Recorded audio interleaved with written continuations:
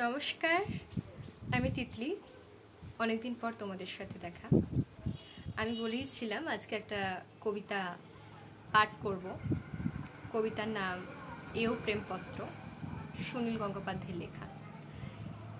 এই কবিতার নাম শুনেই বোঝাই যাচ্ছে এটা একটা প্রাপ্তবয়স্কদের কবিতা। হলো এখানে অনেক আওয়াজ আসবে কবিতার মধ্যে, যেটা সত্যি শ্রুতি কটু লাগবে, কিন্তু কিছু করার নেই।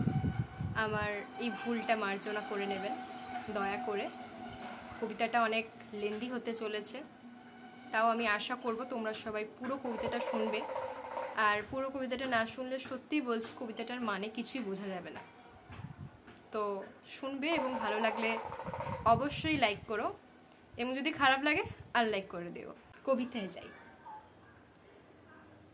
পার্টি জমে উঠেছে দুপুরবেলাতেই। ছোট্ট অ্যাপার্টমেন্টে প্রায় 12-14 জন মানুষ। রান্নাঘরের ভার নিয়েছেন পুরুষরাই। বিদেশে এসে সব পুরুষরাই বেশ রান্না শিখে যায়। মন্টু দারুণ বিরিয়ানি রান্না করে। বন্ধু বান্ধবদের মধ্যে যে কোনো বাড়িতে খাওয়া দাওয়ার ব্যাপার হলেই মন্টুর ডাক পড়ে।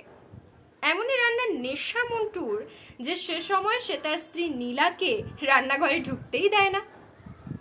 আজিজ নিপুরা মাছ কাটছে, তরকারি কুটছে, প্রত্যেকের হাতেই বিয়ারের টিন কিংবা সিগারেট। মেয়েরা সেজেগুজে বসবার ঘরে বসে প্রাণ খুলে শাড়ি গয়না, কে নতুন গাড়ি কিনলো, কে ছুটিতে দেশে বেড়াতে যাবে, এই আলোচনা চালাচ্ছে। আজ রান্নায় হাত লাগাতে হবে না বলে তারা খুশি। এই পার্টির মধ্যমণি একটি 6 মাসের শিশু। সে শুয়ে আছে একটা লাল মখমল বিছানার দোলনায়। খুব সুন্দর করে সাজানো হয়েছে তাকে।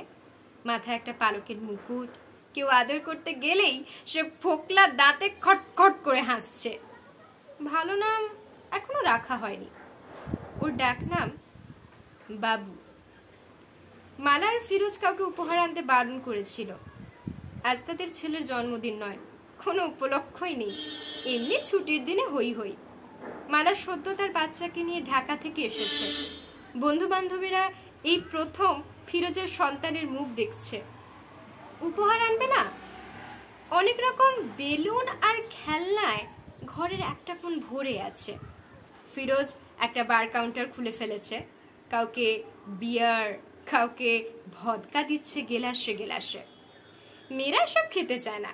ফিরোজ খুব চেষ্টা করছে তার ঘনিষ্ঠ বন্ধু ফারুকের স্ত্রী পাখিকে ওয়াইন খাওয়াতে। মুখের সামনে গেলাস নিয়ে বলছে, অন্তত একটা চুমুক দাও, আমি তোমাকে আগে ওয়াইন খেতে দেখেছি প্রফেসর লোথারের বাসায়।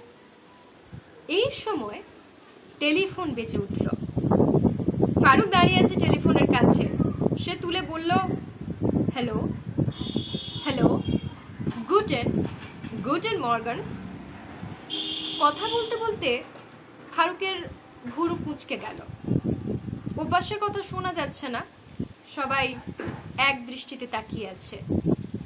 ফারুক মাউথপিস চাপা দিয়ে ফিসফিস করে বলল, রোজা।